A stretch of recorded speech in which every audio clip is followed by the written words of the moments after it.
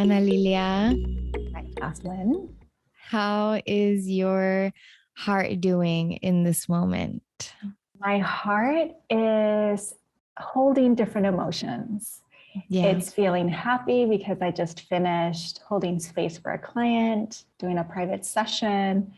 It's feeling excited for the upcoming events I have. And then it's also holding grief right now from an old relationship.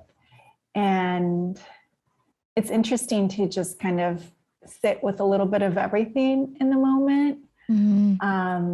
And telling certain emotions, okay, right now I can feel you, I acknowledge you, but right now I need to lean into this. So I'll take care of you later. Hang in there.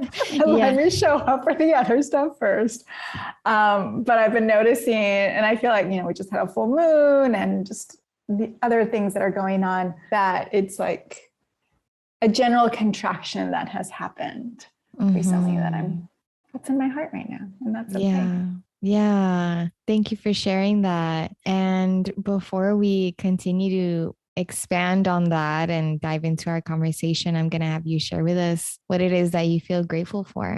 I was thinking a lot about this, and what kept coming up was grateful for the family my soul chose to be a member of in this lifetime. It has not been an easy life. And for so many years, I resented the challenges and the traumas and didn't think it was fair that other people seem to have it so easy. But looking back, or where I am now in my life, I am so grateful for all of those experiences, even the really challenging ones, because it has shaped me and who I am now. And from those experiences, there's been a lot of gifts and qualities that I have that once I did the healing work on them, so that it wasn't just like an automatic trauma response, I've been able to use them for good and to help a lot of people. So I'm really grateful for that, for choosing my family. I love that. Do you feel like you have been aligning with your soul family progressively over the years, or do you feel like as of recently, you've really been coming to alignment with them? With each family member, I'm in a different place. But last year, during the pandemic, my dad relapsed in his sobriety of 30 years. And it gave our family the opportunity to have honest conversations about our family dynamic. And to no longer just go about as everything's fine and there's just so much love, and kind of ignoring the passive aggressiveness that's always happening, or the anxiety, the mental illness in my family. And that actually, even though it was really hard and painful that it had to happen that way, I was also able to see how the healing that I started 10 years ago, when it was put down by my family, where I felt abandoned by them, where I didn't feel heard, they are starting to come around and take ownership of their actions and behavior and how it affects others, taking back their power as well and not blaming or playing victim. So it's been recently I've had the moment to look at my family through that lens of growth, of compassion, a lot more compassion. Our family are our biggest lessons. They hold such a big mirror in front of us if we choose to look at it and see ourselves in it. And that's not easy to do. And it's so easily we're able to get triggered. And if you have tools, I have a ton of tools, they kind of just go out the window when you're in that situation. But just being gentle with myself as well, and reminding myself I'm not perfect, and that it's okay, and that I can recover a lot quicker. And again, just like hard leaning into compassion and seeing them as also just the human that they are, in addition to the title that they have in our family. That's actually something that really helped me heal my relationships with my family and like specifically like with my mom, because I feel like growing up I had, you know, put her on this pedestal, I guess, or upheld her to this title of mother and what a mother should be and what she should look like and how she should respond and how she should take care of me and all of these, you know, responsibilities that we uphold to the title of mother. And when they don't show up as that, you know, we start to build resentment and we start to create this strenuous relationship with them. And as I, you know, was diving into my own healing, I was able to acknowledge, you know, the humanness in each of my family members. And with my mom specifically, like coming to the knowing that she has her own healing journey and we all are coming into it at our own pace. And, you know, that conscious awareness is very healing in like navigating like how you are in relationship with your family. And I'm glad that we're talking about this because when I was like, you know, like looking through your work and like, you know, outlining our conversation, I stumbled upon the Instagram live that you did with your dad. And I think that's so beautiful that he was willing to have that conversation, not only with you, but also to the public and share his story on his sobriety and how the pandemic affected him. And it brought me back to like, you know, the beginning of the pandemic and remembering like, you know, it really did trigger a lot of depression for people. And it did trigger, you know, these habits and ways of being that, you know, perhaps they were trying to overcome or they were overcoming because we were, you know, forced into isolation. We were, you know, so many things that like brought us to ourselves. And I wanted to expand a bit more on that. And, you know, you bringing up how even though it was a hard time, it also triggered the healing journey for all of you. So, how was that, you know, experience if you're open to sharing a bit more? So during the summer of 2021, my dad went to rehab for the second time in his life. And it got really scary again where, you know, he was having suicide ideation and he just was ready to give up.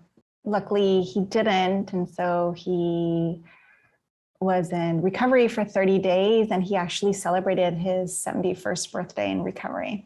It's a really humbling experience to go through when you're of that age and you're not with your family. And during the time that he was in his program, they also offered family therapy. So that was really helpful to have a safe place for everyone to feel like they can speak and be heard, because that's something that doesn't happen in our family. Afterwards, my mom also during that time started her own therapy, which was really exciting because she also suffers from a lot of anxiety and insomnia and has a lot of trauma. And the biggest thing that I had to come to terms with afterwards, you know, with my dad then leaving his recovery center, he stayed with me and my sister here in Los Angeles for about a month for it to be his halfway house. And then afterwards go back to my mom, and he lives with one of my sisters out in Monterey County. Mm-hmm. And once he went back, I had to surrender my own expectations as well and recognize, because basically my mom quit her therapy right away and said, I don't need it, yo estoy bien, a mí no me afecta.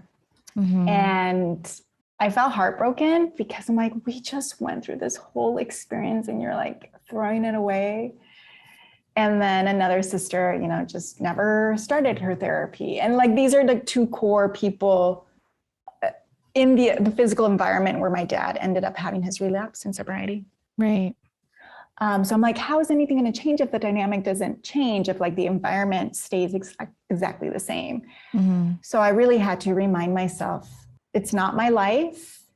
It's not my journey. I showed up how I could during this process. I shared my resources. My community helped me find this recovery center. I found therapists for people, but you can't force people to do the work. Same with my own clients. As a breathwork coach, intuitive healer, I have a one-on-one coaching program where you have a free 30-minute clarity call with me, where you share what's going on. We start to do a mini healing session, and then you decide whether or not you want to work together. And it's so interesting. There's steps to it. First is going to the website, right? And like, is this program right? Then it's making the appointment. I have so many people that don't show up to the free 30-minute call. And it used to kind of upset me. And then I just realized, you know what? They're not ready for it. It scared them. They're already moving energy.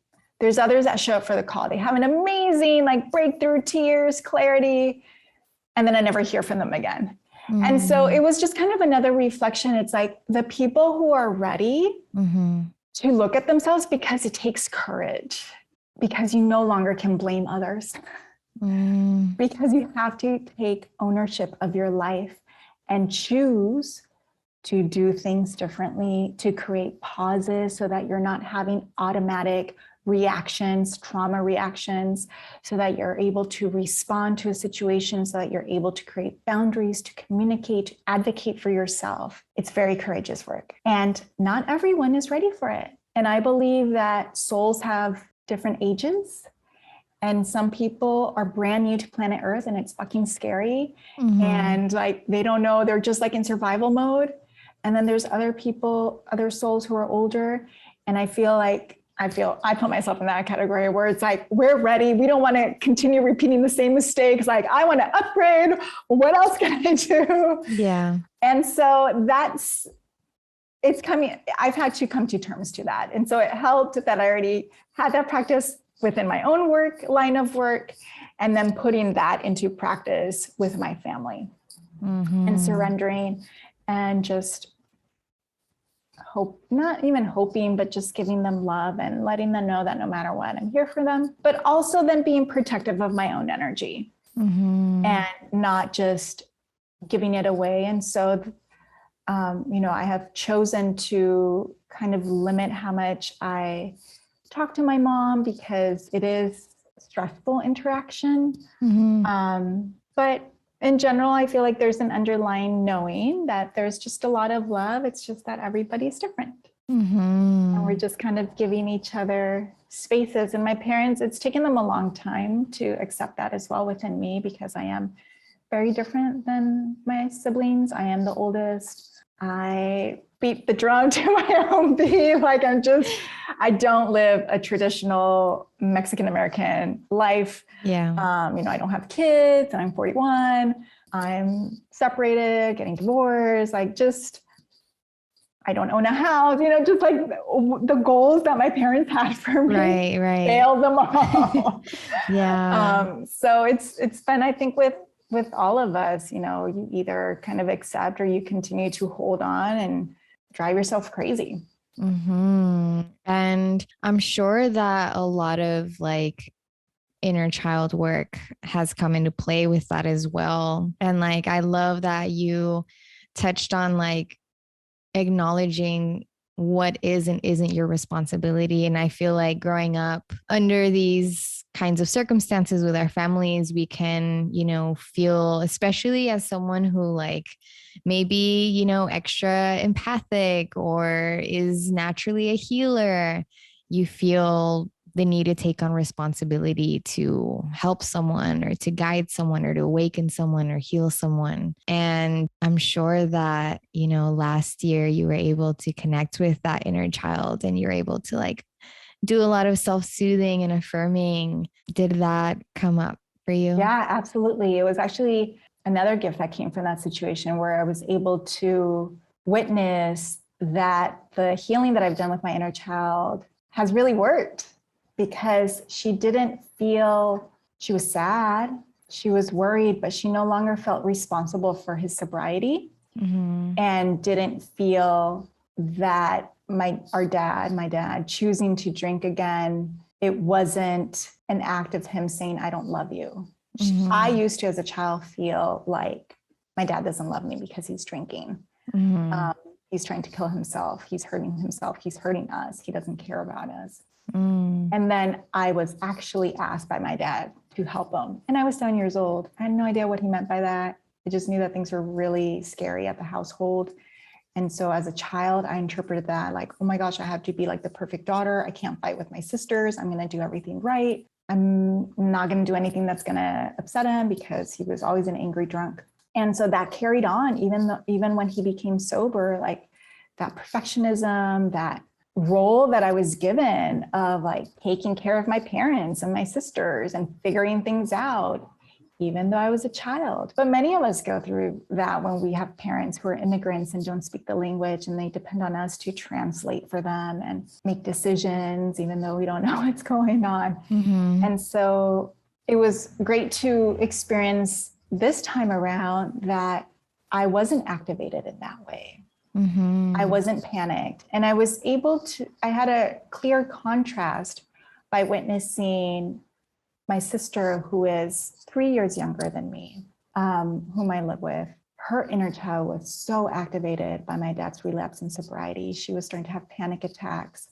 She crying all the time, like physical manifestations. And she's done some healing work, but not to the extent that I have. And so it was really interesting to just kind of step back and witness like, wow, okay, our inner childs are receiving the information in a different way. And there's no judgment in her. Like I had a love and compassion, and I was, helping her, like, how can I support you? Giving her some suggestions. But highly recommend, if you haven't tapped into connected with your inner child, to start with that, because no matter where you are in your healing journey, whether you're starting out or well in it, advanced, our inner child always needs love and always wants to know that they're safe, that they can trust us. And yeah, it was a really blessing to witness that and to see that she does feel safer now. Yeah. As we, kind of touched on in the beginning with your expression of gratitude and you sharing how, you're grateful for the family your soul chose, and acknowledging that, when we choose our family, whether it's blood or non, we choose them for certain lessons that will help us develop our soul. What do you feel are the teachings from your father to you? Like, what do you think are the lessons that you're meant to learn from him? My father has taught me that we absolutely have the choice to change our life. And I saw him when he chose the first time to stop drinking. I saw when he chose to stop smoking cold turkey. I saw him like advocate for himself. He worked as a building maintenance, like doing the building maintenance for a company. And then on the weekends, he would do yard work. And, that tends to be kind of an exploitative job where they're paid very little money, but he knew his worth. And he demanded like $20 an hour, which is unheard of for someone cutting, the grass. Yeah. And my mom would like criticize him. And my mom has a lot of money blocks and fear of money and judgment around it. And so it was interesting to see the dynamic where my dad's like advocating for that and recognizing his worth, and then having the judgment. So I learned that from him, and I do the same. And it's something that I help my clients with as well, to advocate for themselves, to remind them that they're worthy of it, deserving, to work on their confidence. But it's so powerful just to see the strength of your mind. It can also be debilitating. And so I saw the extremes on how sometimes the mind can take you to a really dark abyss. And yet there's a will inside of us that we can access as well to help us lift us out. Obviously having support helps, but I've witnessed a lot of strength in my dad and courage. And I'm so grateful for that, because I definitely apply it into my soul's experience day to day. Yeah. Or sometimes I'm like, what am I doing? Am I really going for this? Just being a an entrepreneur and not having a security net and all of that, but staying focused and believing in myself and my soul's mission and trusting that that's what's going to provide. And that's something also that I witnessed in my dad. Thank you for sharing that. And I can definitely relate with you on like, us coming from Mexican families and a lot of these topics that we're talking about now, like even if we were to have the conversation we're having now, it would be very uncomfortable for like, I'll speak for my family, like it would be like feel kind of awkward or like, you could read, their body language of like kind of like closing up. And I'm glad that, the opportunities to open up that have showed up for you and your family have taken place, because that's very healing, even if it's like, just, for a moment or a season and it comes in waves, like the progress is progress, even if it stops for a bit and comes back, through another experience. And it does require someone to take the first step. And that's scary because a lot of times most of our families, like they don't want to confront, they don't want to change. Like it's also just natural. Like our brain wants to be stuck in the same, like it knows, even though it may be terrible the situation you're at, but at least it knows what to expect. And it thinks that it's keeping you safe that way. And so anything outside of that, any disruption, it's like danger, danger, danger. And so don't be surprised if you're the brave one that like shines light, like, hey, maybe we should do things differently, or maybe we should talk about this, that you feel attacked or that you feel shut down because their brain is telling them like, this isn't a time we need to keep things away. We know. So it takes patience and maybe different ways of communicating, maybe starting one by one to create some allies. And it's a whole process, but it definitely, if you're able to do it, it's just so powerful and healing. And then we're doing generational healing. Yeah. And you also mentioned that something else that came up for you last year in a post that I saw is that you began connecting more with your femininity and your feminine energy. And I wanted to expand a bit more on that and ask you what that has looked like for you, because I also experienced the same, that like started towards like the end of 2020 when I started doing womb healing without really knowing that it was womb healing. So what did you connecting with your femininity look like? Well, growing up, witnessing the females in my family and the type of life that they had, it was hard. They didn't have their own personal freedom. They were told what to do. And I witnessed that as a child. And I'm like, I don't want that.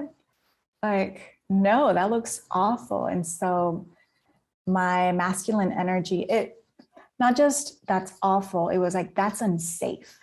And so unconsciously as a child, I equated being a female is unsafe. And so my masculine energy just took over. And so I've been very in charge, and even physically in the way that I dress, like growing up Catholic as well, and having really conservative grandparents, grandma and mom. Like my mom never wore makeup or anything like that. But I remember watching TV, like when Luis Miguel and his videos were on, and my grandma being like, ay, Dios mío, like, ¿qué es eso? Criticizing the mini skirts. And so I just like kind of learned like, oh, that's bad. Like being sexy is bad. Wearing makeup is bad. And then also like in elementary school, where I'm a very petite woman, not curvy at all. And witnessing like in 6th grade where my peers, some of the girls started to develop, and then them all of a sudden being sexually harassed by the boys. Like then that was evidence again for my brain to be like, see, being female, being in your feminine is not safe. And so there was like all this evidence of programming that I've been living with my whole life of why it's not safe to be in your feminine. And recently and part of it has been, ending my marriage and kind of exploring like, well, what does it mean being a woman? What would it feel like to be in this softer energy of feeling safe enough to be held, to trust, to be open? And so I've been starting to play with that. I manifested someone into my life that's able to hold space for that. And it's been really interesting I'm just in the exploring stages to see like, what does that look like? What am I comfortable with? And to not judge it. And it's like in the moment, I'm just feeling limiting beliefs, those old programming, like coming up, judging it, putting labels on it. So I feel like I'm in a constant battle. But basically what I'm doing is reprogramming and starting to build a new evidence bank of how being in your feminine is powerful, is an easier way to manifest, an easier way to receive, that it's not giving away your power necessarily, that there is a healthy dynamic exchange of energy that can happen, that I don't have to abandon my masculine just because I'm stepping into my feminine, that they can coexist. So yeah, it's been fun and overwhelming at times. And I'm just curious and excited to continue exploring that and to see how it unfolds. Yeah. And it's been interesting for me too, to like dive even deeper into the perspective of like observing my masculine and my feminine and when each of them decide to show up and how they can come into union, within myself, and observing how, the lack of, the masculine showing up within me the way I needed it to, I saw outside of me, or like the lack of femininity showing up with me manifested, insecurity outside of me. So I was just curious about like, asking you how your journey has been with that. So thank you for sharing, because I feel there it's been really interesting for me to have these conversations with people, especially in the past couple of years, because I've noted that so many of us are actually experiencing such similar journeys. And a lot of us have been awakening, our, femininity and masculinity, and a lot of women who are women of color, are children of immigrants, are Black, brown, we do have the tendency to have more masculinity within us and a suppressed feminine, because we've had to protect and we've had to so yeah, that's a whole healing journey in and of itself. And, you being the oldest sibling too, there's also, kind of coming back to placing these titles and the responsibilities that come with these titles. The older sister, I feel, especially like in Mexican families, is like the protector, and she's like the example, and she has to be, and also I feel the oldest sibling experiences the less, I guess, refined experience version of the parents, because you're the first child. Yeah, I had a lot of resentment. My youngest sisters, they're twins and they're 7 years younger.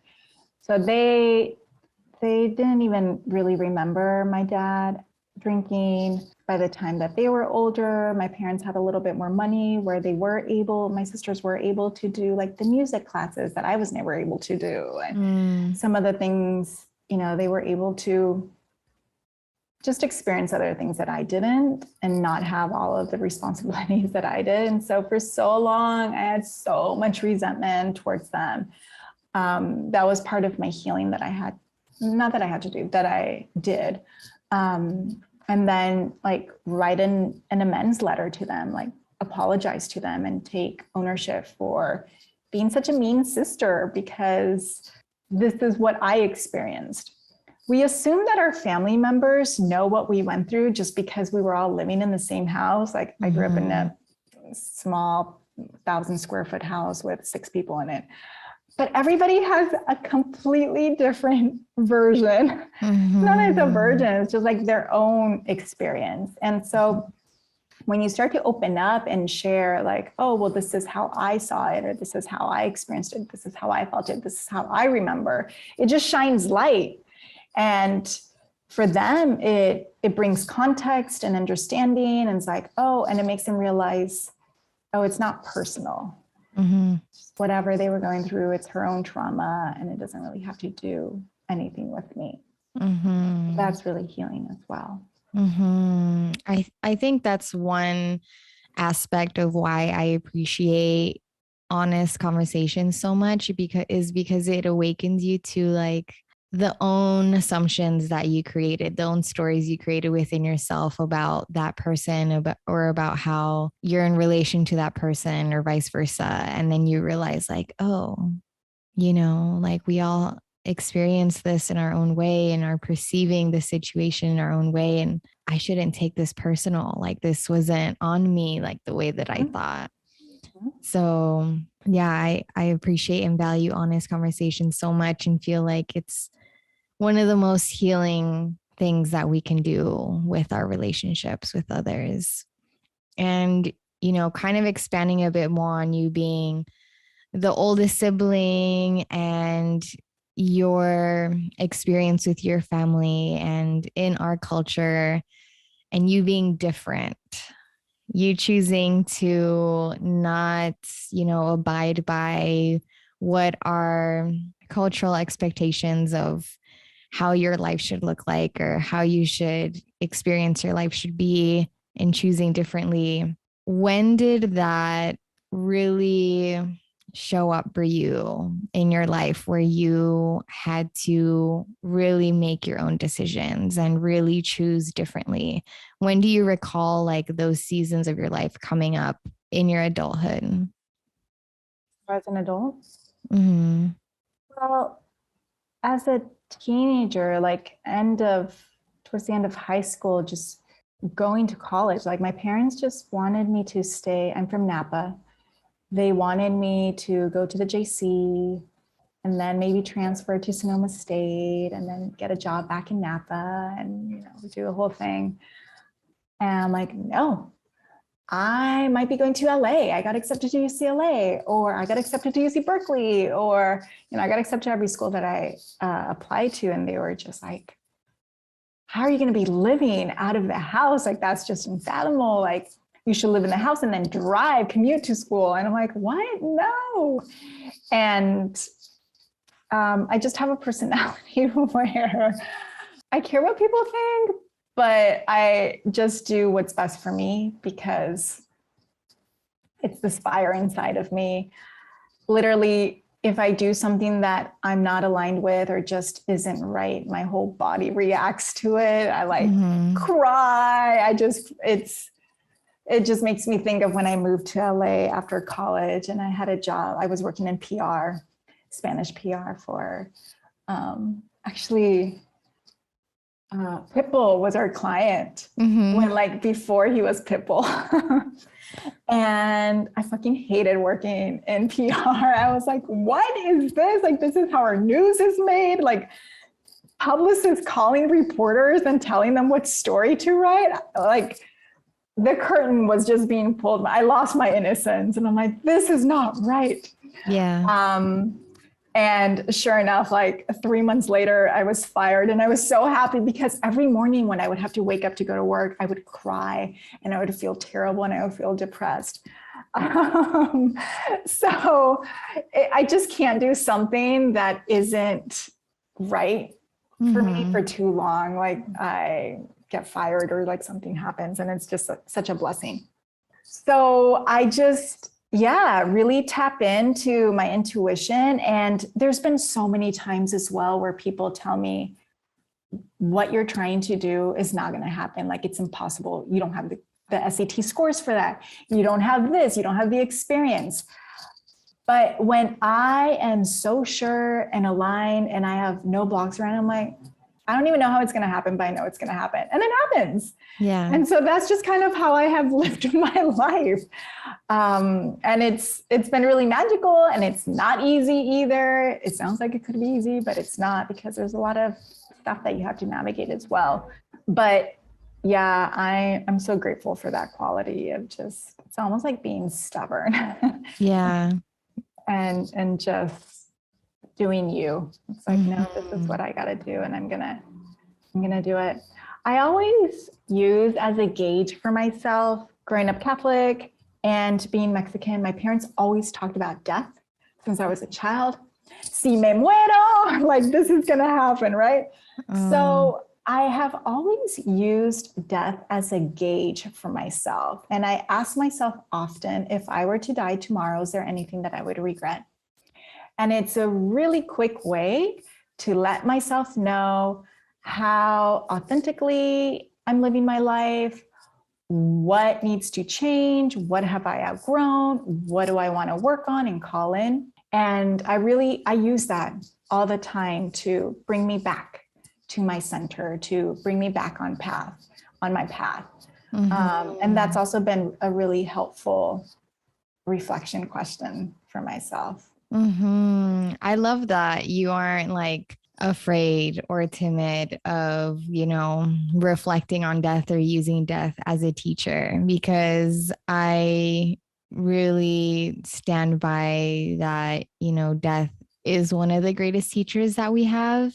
I feel like when we experience death immediately or within our circle, our family, our friends, will really feel like the impact of it, and we start turning inward and we start reflecting and sobering to the reality of how fleeting and fragile and miraculous and temporary life is, and we start reflecting on our own lives. But then that feeling kind of fades away. It's like we distance ourselves from that experience, and then we experience something again with death, and then that comes back up.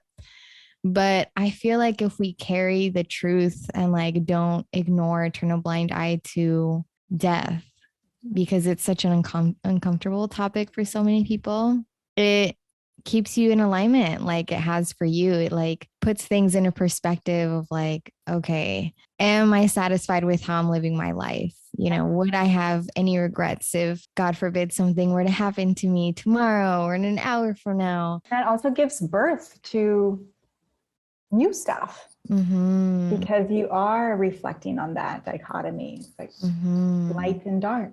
And in regards to you coming into the wellness industry and you choosing that path, I'm guessing, I'm aware that so many life experiences contributed to aligning you to arriving to this. But was there like a spiritually awakening moment that you had, to where that season of your life after you awakened, perhaps it was the first time you experienced breath work and everything changed for you and your whole life just started to shift? Did you experience that? And if you did, how was that? So I had started doing psychotherapy, and I had a really great therapist. I was doing a specific type of therapy called intensive short-term dynamic psychotherapy, which, in addition to the talk part, it was body informed. So my therapist would always bring me back to my body. What does your body feel? What's going on? Is there an emotion that your body's holding on to? And that was really fascinating to be connected with, to connect my mind and my body. And from there, that's where I started to do the inner child healing. And then from there, while I was doing that work, a friend of mine talked to me about a healer. I didn't even know what a healer was, but she went to get a facial, but it turned out that the esthetician is also a healer. So my friend was like crying while she was getting her facial, and she was feeling body temperature changes. And we had a lunch date scheduled right after that appointment. And she's like, oh my God, you're the perfect friend to tell what I just experienced. And I was so intrigued. I'm like, this is really interesting. So I made an appointment with her, and I have never had anyone basically read, like a complete stranger read me. And everything that she was saying was so validating and true.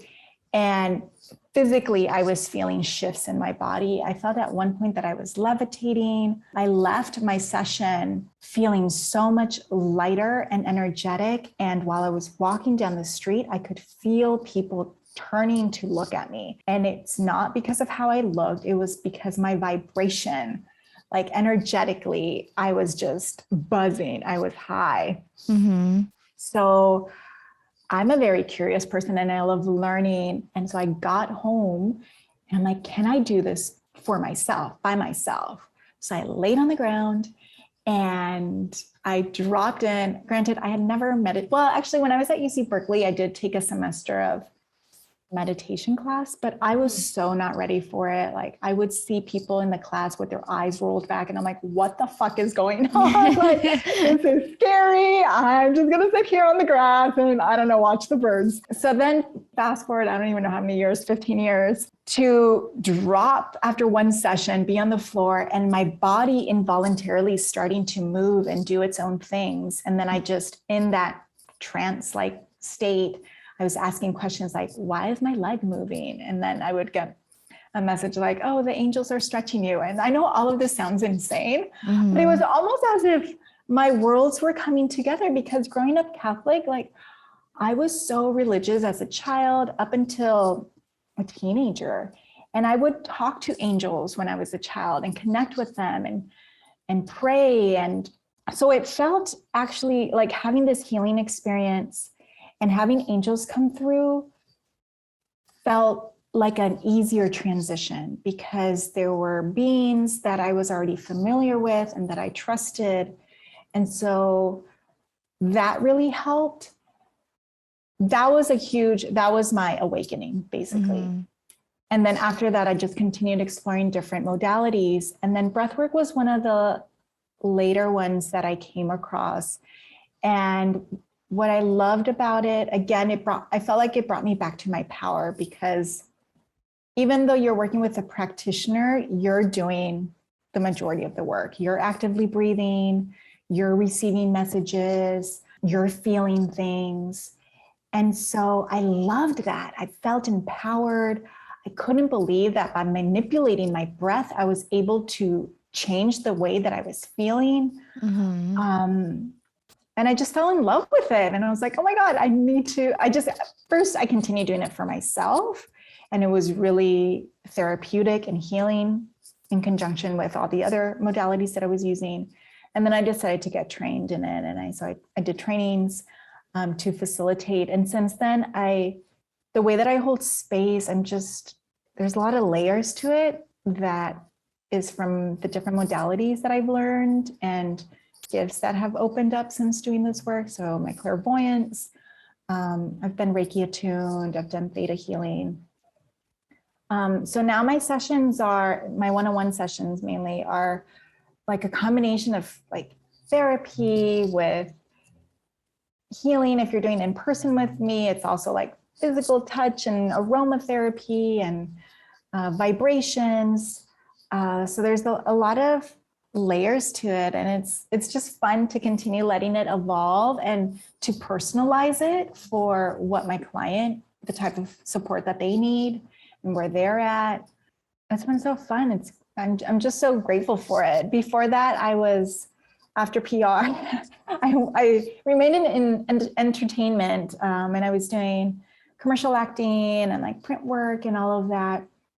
But I was ready for something just deeper. Like I've always, even when I was doing that, I was always volunteering or helping people out. Like being of service has always been really important for me. And when I discovered breath work, I felt like, oh, wow, this is a way that I can help a lot of people come back to their power and feel like they can change themselves if they want to, help heal themselves. And I want to teach other people how they can do that for themselves. I want them to experience it. So that's how it has evolved. And I know it's going to continue to change and grow, but my offerings have already reflected that with my membership. And I also collaborate a lot where I invite a lot of guest healers because that's basically whatever I do, I share it with you. It's like, oh, meet this feeler friend. She can teach you how to do this, and let's do this now.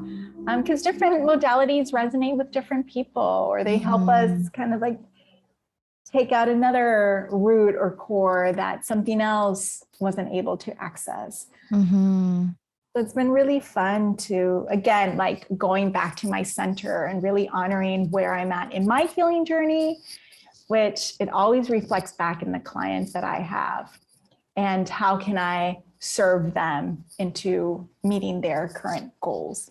And I'm so grateful for the journey. It's been beautiful. Yeah. And you've been doing breath work for like 6 years. And how long before that was the facial? The facial was like 2 years before that. Oh, okay. Yeah. I started to dabble in other modalities, and then I came across breathwork.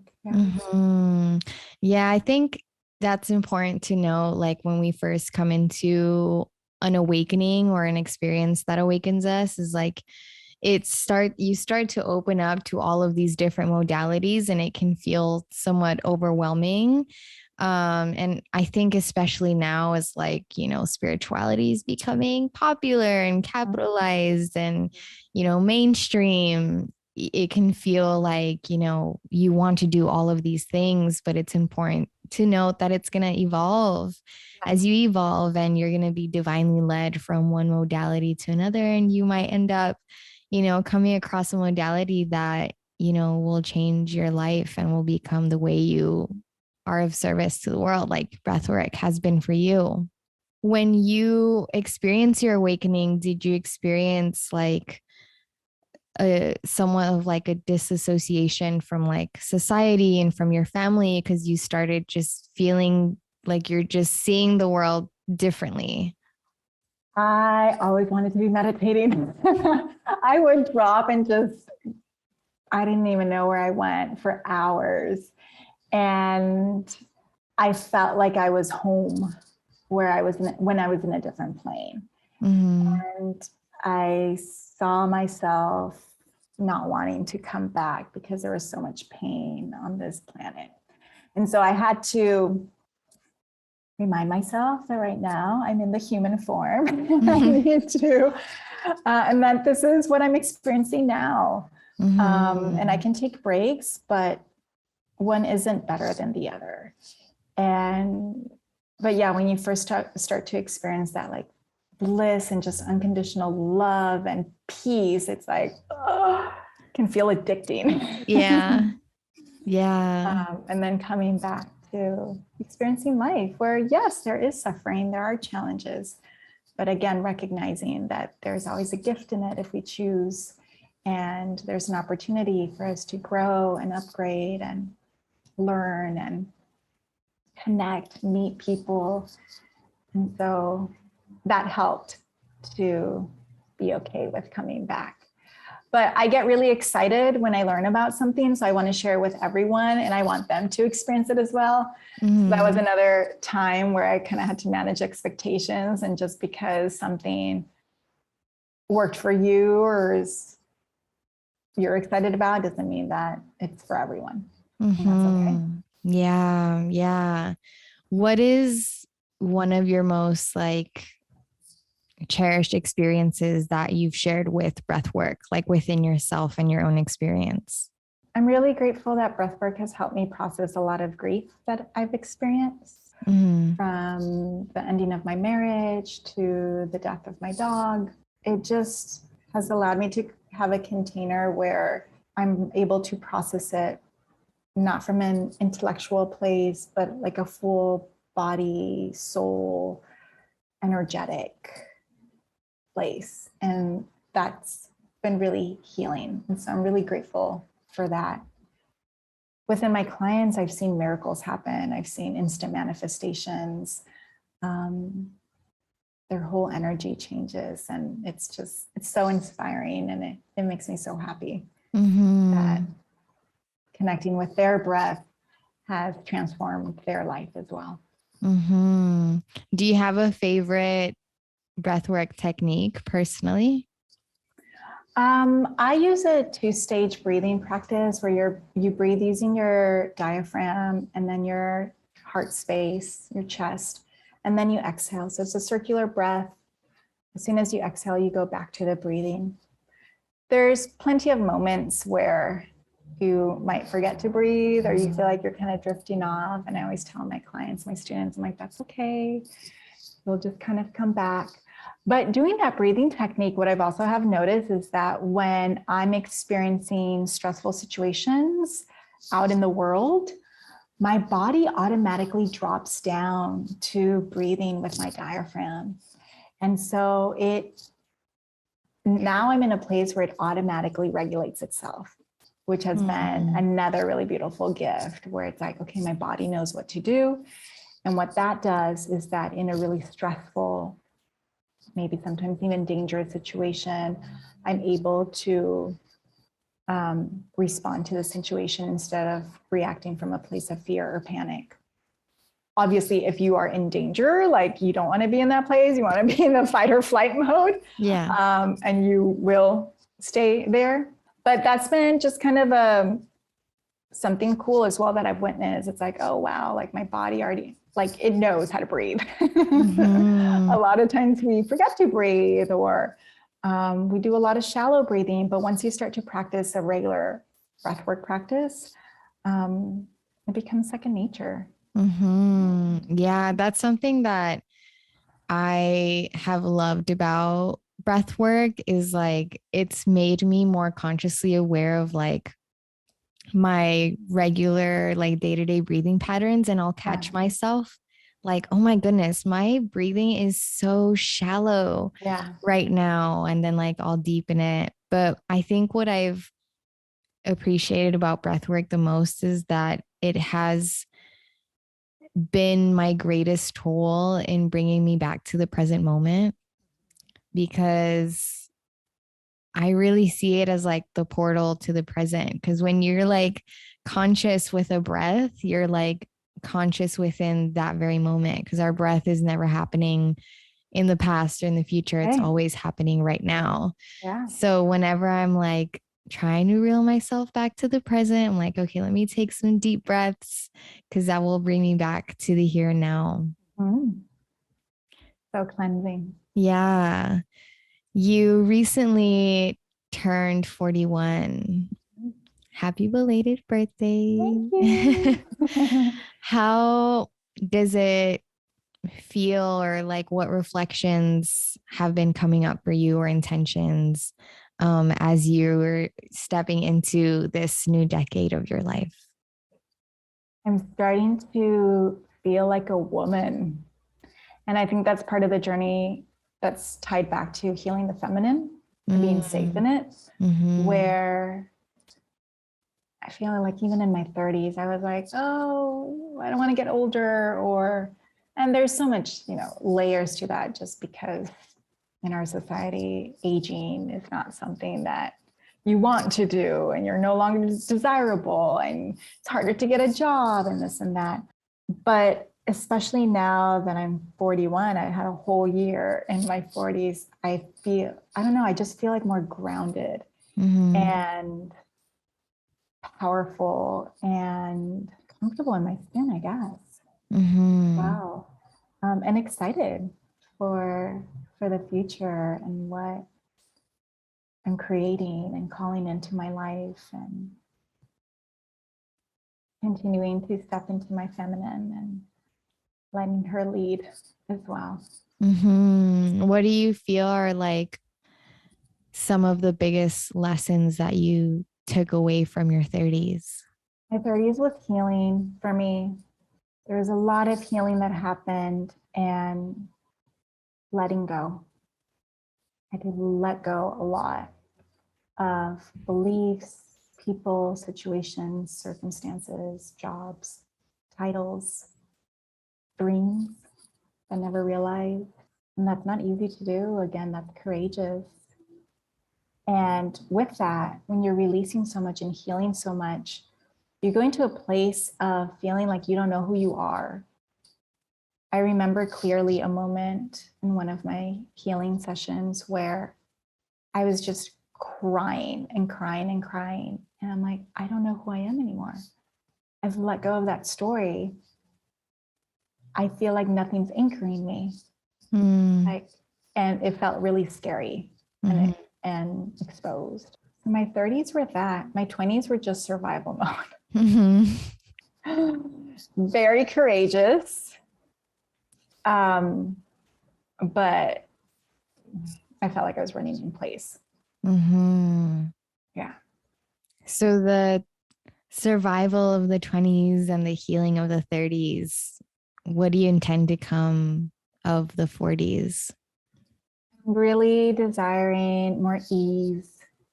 And one of the things that I've been working on for over a year since the pandemic started is teaching my body, and breathwork has helped me to do that.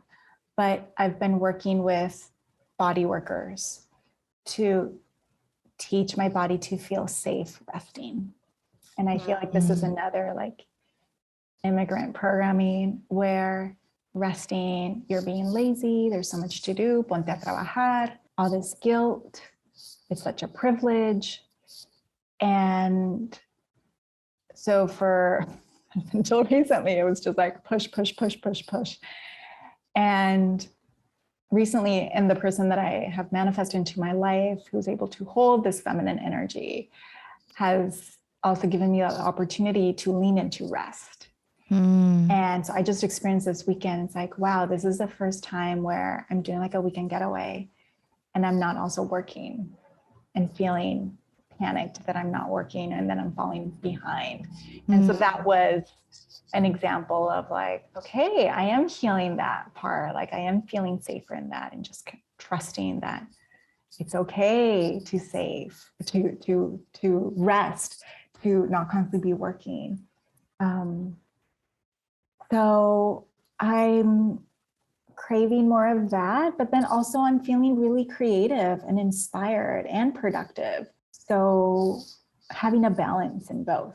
I'm working on pitching a TV show idea around the healing world.